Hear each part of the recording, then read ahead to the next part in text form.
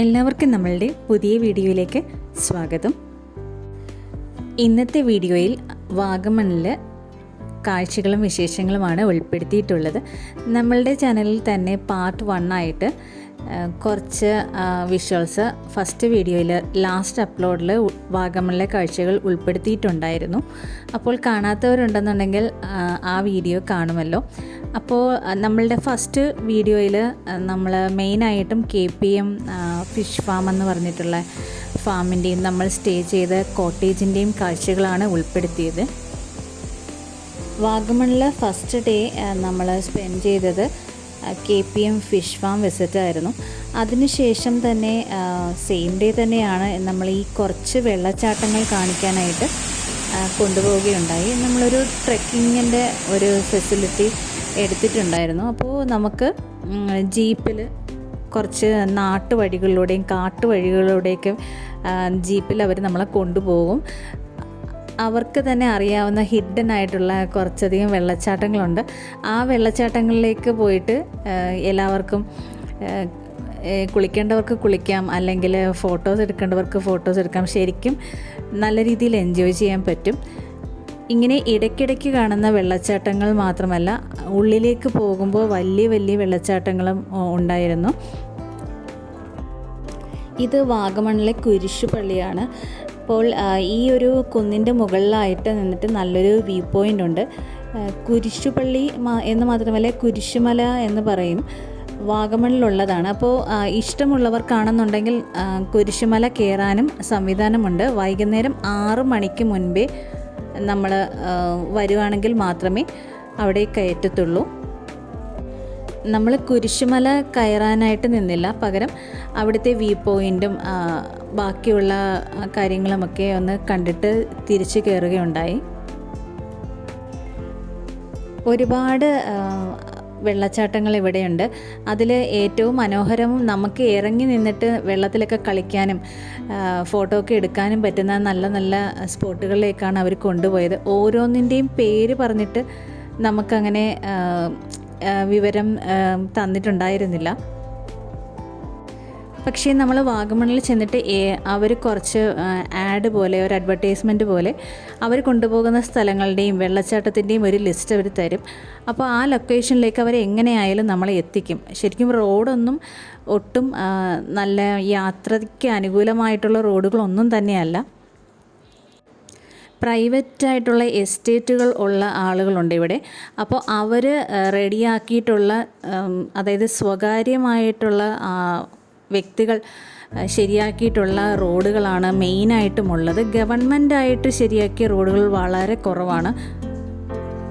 ചിലപ്പോൾ നമ്മൾ പോകുന്നത് കല്ല് വഴികളിലൂടെ ആയിരിക്കും. ശരിക്കും കല്ല്, കുഴി, അങ്ങനെ ഒരു പ്രധാനമായിട്ടും ട്രെക്കിങ്ങിൽ എല്ലാവരും ആഗ്രഹിക്കുന്നത് ഇതുപോലെ ഒരുപാട് ഷെയ്ക്കൊക്കെ ആയിട്ട് പോകാനൊക്കെ ആയിരിക്കുമല്ലോ, വണ്ടി നല്ലോണം ഷെയ്ക്ക് ചെയ്തിട്ട് പോകുന്നത്. അങ്ങനത്തെ ഒരു യാത്ര ഇഷ്ടമുള്ളവർക്ക് ഈ ഒരു ഓഫ് റോഡ് ട്രെക്കിംഗ് ഒക്കെ എടുക്കാവുന്നതാണ് അവിടെ ചെന്നിട്ട്.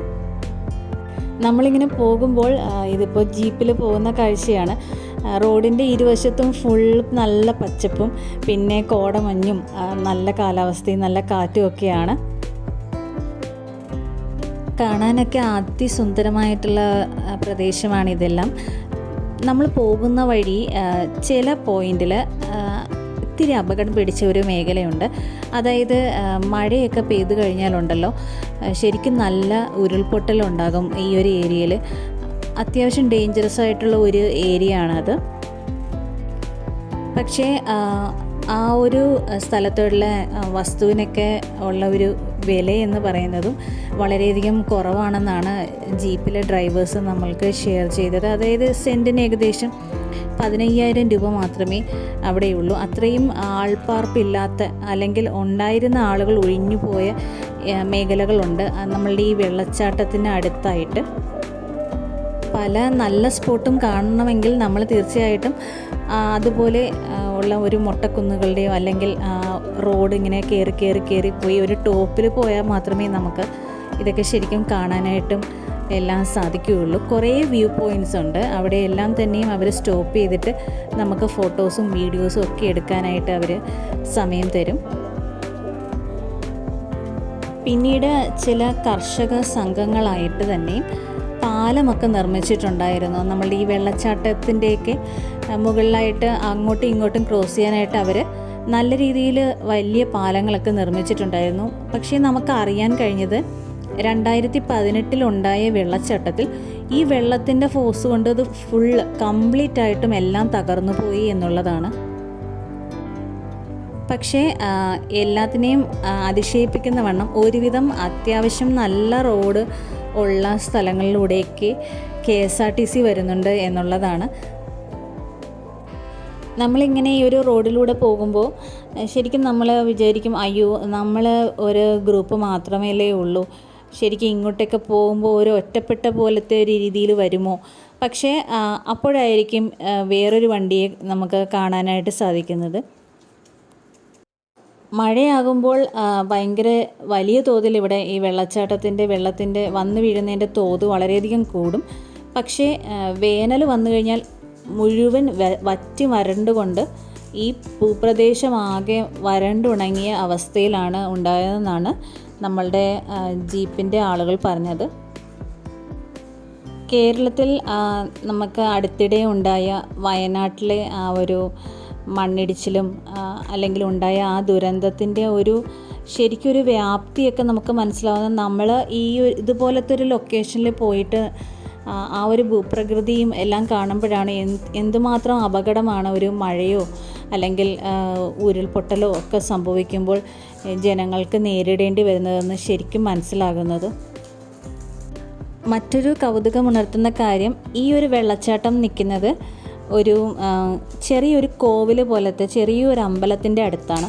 പക്ഷേ ഇതേപോലെ തന്നെ 3 മതസ്ഥർക്കും, ഹിന്ദു, ക്രിസ്ത്യൻ, മുസ്ലിംസ്, ഈ 3 മതസ്ഥരുടെയും ദേവാലയത്തിന് അടുത്തായിട്ട് വെള്ളച്ചാട്ടം ഉണ്ട്. ഓരോ മതക്കാർക്കും വിഷമിക്കേണ്ട കാര്യമില്ല, വെള്ളച്ചാട്ടമുണ്ട് എന്നുള്ള രീതിയിലാണ് നമുക്ക് കണ്ടപ്പോൾ മനസ്സിലായത്. ഇപ്പോൾ നമ്മൾ വീഡിയോയിൽ കണ്ടുകൊണ്ടിരിക്കുന്നത് വാഗമണിലെ പൈൻ ഫോറസ്റ്റിൻ്റെ എൻട്രിയാണ്. ഇവിടെ നമ്മൾക്ക് ഓരോരുത്തർക്കും ടിക്കറ്റ് എടുത്തിട്ട് മാത്രമേ അകത്ത് പ്രവേശിക്കാൻ സാധിക്കുകയുള്ളൂ. അവിടെ 6 മണിക്ക് ശേഷം ആരെയും തന്നെയും കയറ്റത്തില്ല. നമ്മൾ എത്തിയപ്പോൾ ശരിക്കും ഒരു 5:50 ആയിട്ടുണ്ടായിരുന്നു. അപ്പോൾ ആ വരുന്ന വഴികളിലുണ്ടായിരുന്ന ഷോപ്പൊക്കെ ഓൾമോസ്റ്റ് ക്ലോസ്ഡ് ആയിരുന്നു. ഈ ഷോപ്പുകളിൽ നിന്നിട്ടൊക്കെ നമുക്ക് നല്ല തേയില അല്ലെങ്കിൽ നല്ല നല്ല തേനുകൾ, അങ്ങനെ കുറച്ച് ഐറ്റംസൊക്കെ നമുക്ക് വാങ്ങാനായിട്ട് കിട്ടും. പിന്നീട് പച്ചമഞ്ഞൾ അല്ലെങ്കിൽ കസ്തൂരി മഞ്ഞൾ അങ്ങനത്തുള്ള ഐറ്റംസും ഒക്കെ അവിടെ വിൽപ്പനയ്ക്കൊക്കെ വെച്ചിട്ടുണ്ടായിരുന്നു. ഇത് മാത്രമല്ല, ഏതൊരു ടൂറിസ്റ്റ് പോയിന്റിലും പോയാലും നമുക്ക് വാങ്ങാൻ പറ്റുന്ന കുറേ കൗതുക വസ്തുക്കളൊക്കെ ഉണ്ടല്ലോ, അതൊക്കെ തന്നെയും ഉണ്ടായിരുന്നു. നമ്മളവിടെ ലേറ്റ് ആയതുകൊണ്ടും നമുക്ക് സമയം വളരെ ഉള്ളത് കൊണ്ട് നമ്മൾ അവിടെയൊന്നും കയറി നോക്കിയില്ല. ഈ പൈൻ ഫോറസ്റ്റിനകത്ത് നിന്നിട്ട് നല്ല നല്ല ഫോട്ടോസ് എടുത്തു തരുന്ന ഫോട്ടോഗ്രാഫേഴ്സും ഒക്കെ അവിടെ അവൈലബിൾ ആണ്. പക്ഷേ അത്യാവശ്യം നല്ല കത്തിയാണ്. ഓരോരോ പിക്ചറിനും അവിടെ വ്യത്യസ്തമായിട്ടുള്ള രീതിയിലാണ് അവർ തുക ആവശ്യപ്പെടുന്നത്. അത്യാവശ്യം നല്ലൊരു റേറ്റ് ഉള്ളത് കൊണ്ട് നമ്മൾ ആരുടെയും ഹെൽപ്പ് എടുത്തില്ല, നമ്മൾ തന്നെ ഫോട്ടോസ് എടുക്കുകയായിരുന്നു. ഒരുപാട് വലിയൊരു ഏരിയയിൽ പൈൻ ഫോറസ്റ്റ് ഉണ്ട്. കുറച്ച് ഏരിയയിൽ മാത്രമാണ് നമ്മളവിടെ നടന്ന് കണ്ടത്. അതിനുശേഷം നമ്മൾ താമസിക്കുന്ന സ്ഥലത്ത് വരികയും അവിടെ ഒരു ചെറിയൊരു ക്യാമ്പ് ഫയറൊക്കെ അവർ സെറ്റപ്പാക്കി തരികയൊക്കെ ചെയ്തു. അപ്പോൾ വന്ന് ഒരുമിച്ച് കൂടിയവർക്കൊക്കെ എൻജോയ് ചെയ്യാൻ പറ്റിയ നല്ലൊരു ദിവസമായിരുന്നു അത്. നെക്സ്റ്റ് ഡേ നമ്മൾ തിരിച്ചു വരുന്ന ദിവസമായിരുന്നു. ആ ദിവസത്തിനെ നമ്മൾ പ്രയോജനപ്പെടുത്തിയത് എങ്ങനെയാണെന്ന് വെച്ചാൽ, അതിനടുത്തായിട്ട് തന്നെ ഒരു ടീ മേക്കിംഗ് ഫാക്ടറി ഉണ്ട്, അവിടെ കാണാമെന്ന് വിചാരിച്ചു. മാസ്കോ എന്ന് പറയുന്ന ഒരു തേയില ഉണ്ടാക്കുന്ന ഒരു വലിയൊരു ഫാക്ടറിയാണത്. അപ്പോൾ നമ്മളുടെ ഓരോ പ്രോസസ്സിങ്ങും സ്റ്റാർട്ട് തൊട്ട് എൻഡ് വരെ കവറിൽ തേയില ആക്കുന്നത് വരെയുള്ളത് നമുക്ക് അവിടെ നിന്നിട്ടുള്ള ജോലിക്കാർ എക്സ്പ്ലെയിൻ ചെയ്ത് തന്നു. ഇവിടെയും നമ്മൾ കയറാനായിട്ട് ടിക്കറ്റ് എടുക്കേണ്ടതുണ്ട്. ഇപ്പോൾ നമ്മൾ കണ്ടുകൊണ്ടിരിക്കുന്നത് നമ്മൾ ഈ തോട്ടങ്ങളിൽ നിന്നും പറിച്ചു കൊണ്ടുവന്ന ഇലകളൊക്കെ അവർ ശരിക്കും ആദ്യം ഒന്ന് വെയിലത്തിട്ട് ഉണക്കുന്ന രീതിയിൽ ഓപ്പൺ ആക്കിയിടും. അതിനുശേഷം കുറച്ച് ഡ്രൈ ആക്കി കിട്ടിക്കഴിഞ്ഞാൽ ഈ മെഷീനിലൂടെ അവർ പ്രോസസ്സ് ചെയ്ത് മാറ്റുകയാണ്. ഇത് ഫസ്റ്റ് സ്റ്റെപ്പാണ്. അതിനുശേഷം വേറെ വേറെ മെഷീനിലൂടെ ഇതിനെ പ്രോസസ്സ് ചെയ്തെടുക്കും. അതിൽ ഫസ്റ്റ് ക്വാളിറ്റി തേയില തൊട്ട് ക്വാളിറ്റി കുറഞ്ഞ തേയില, അങ്ങനെ പല രീതിയിൽ ഈ ഒരു സംഭവത്തിനെ അവർ സോർട്ട് ഔട്ട് ചെയ്യുന്നുണ്ട്. ഇനി ചില മെഷീൻസിൻ്റെയൊക്കെ അടുത്ത് പോയി കഴിഞ്ഞാൽ അത് ശരിക്കും നല്ല ചൂട് കൊടുക്കും. ടെമ്പറേച്ചറൊക്കെ നല്ല ഹൈ ആയിട്ടുള്ള മെഷീൻസാണ്. ചിലതാണെന്നുണ്ടെങ്കിൽ ഫാനൊക്കെ ഒരു കാറ്റൊക്കെ കൊടുത്തിട്ട് അതിനെ ഒന്ന് കൂളാക്കുന്ന രീതിയിലുള്ള മെഷീൻസും ഉണ്ട്. ഈ കൂട്ടിയിട്ടിരിക്കുന്നതൊക്കെ ഇവിടെ ഉണ്ടാക്കിയ തേയിലയാണ്. ഈ കാണുന്നത് പോലെയല്ല കേട്ടോ, ഇതിനകത്ത് നിന്ന് കഴിഞ്ഞാൽ ഭയങ്കര തേയിലയുടെ മണവും ഭയങ്കര ഒരു ശരിക്കും തേയിലയാണെങ്കിൽ ഒരു പൊടി പറക്കുന്ന പോലെ, നമുക്ക് അലർജി ഉള്ളവർക്കൊക്കെ ഇതിനകത്ത് നിൽക്കാൻ നല്ല പാടാണ്. വല്ലാത്ത രീതിയിലുള്ള ഒരു ശ്വാസം മുട്ടൽ നമുക്ക് ഫീൽ ചെയ്യും. ഈ ഒരു കണ്ടിന്യൂസ് പ്രോസസ്സാണല്ലോ ഇതിനകത്ത് നടക്കുന്നത്. അപ്പോൾ എങ്ങനെയാണെങ്കിലും ഈ ഒരു പൊടി പോലെ തേയില ഇങ്ങനെ പറന്നുകൊണ്ടേയിരിക്കും. ആഡം ഇപ്പോൾ ആഡത്തിനും വീഡിയോ എടുക്കണമെന്നൊക്കെ പറഞ്ഞ് ഈ ഒരു കാഴ്ചകളൊക്കെ വീഡിയോ എടുത്തുകൊണ്ടിരിക്കുകയാണ്. ഈ ഫാക്ടറിയുടെ വെളിയിലായിട്ട് അവരുടെ തന്നെ സ്റ്റോറുണ്ട്. അപ്പോൾ അവിടെ നിന്ന് നമുക്ക് തേയില വാങ്ങാവുന്നതാണ്. ഈ ഒരു പ്രോസസ്സിൽ ഗ്രീൻ ടീ ഉണ്ടാക്കുന്നത് എങ്ങനെയെന്ന് അവർ കാണിച്ചിട്ടില്ല. ഈ ഒരു ഫാക്ടറിയിൽ ഗ്രീൻ ടീ ഉണ്ടാക്കുന്നില്ല, അത് മറ്റൊരു സെഷനാണ്. ഗ്രീൻ ടീക്ക് അവർ കളക്ട് ചെയ്യുന്നത് ഈ ലീഫല്ല, വളരെയധികം ഫ്രഷായിട്ടുള്ള ഇളം ഇലകളുണ്ടല്ലോ, ആ ഇലകൾ വെച്ചിട്ടാണ് ഗ്രീൻ ടീ ഉണ്ടാക്കുന്നതെന്നാണ് അവർ പറഞ്ഞത്. പിന്നെ ഇത് ബേസിക്കായിട്ടും ഫുൾ തേയില ഇലകളുടെ പ്രോസസ്സിങ് മാത്രമാണ്. പക്ഷേ നമ്മൾ ഫ്ലേവേഴ്സ് ഉണ്ടല്ലോ, different masala tea, ginger tea, അങ്ങനെയൊക്കെ പറഞ്ഞിട്ട് ആ ഇൻഗ്രീഡിയൻസ് ഒക്കെ ആഡ് ചെയ്ത് മിക്സ് ചെയ്യുന്നതൊക്കെ വേറൊരു സെഷനായിട്ടാണ് അവർ ചെയ്യുന്നത്. ഇതിനകത്തൊക്കെ ഇപ്പം നമുക്ക് ഫസ്റ്റ് ക്വാളിറ്റി തേയിലയൊക്കെ നമുക്കിങ്ങനെ കയ്യിലൊക്കെ എടുക്കാനും ഒക്കെ പറ്റും. ആഡം ഇപ്പോൾ കയ്യിലൊക്കെ എടുത്ത് നോക്കുവാണ്. ഈ വീഡിയോയിലോട് കൂടി നമ്മളുടെ വാഗമണിൻ്റെ കാഴ്ചകളൊക്കെ തീരുകയാണ്. വീഡിയോ ഇഷ്ടമായിട്ടുണ്ടെങ്കിൽ ലൈക്ക് ചെയ്യുകയും ചാനൽ സബ്സ്ക്രൈബ് ചെയ്തിട്ടില്ലെങ്കിൽ ചെയ്യുകയും ചെയ്യുമല്ലോ.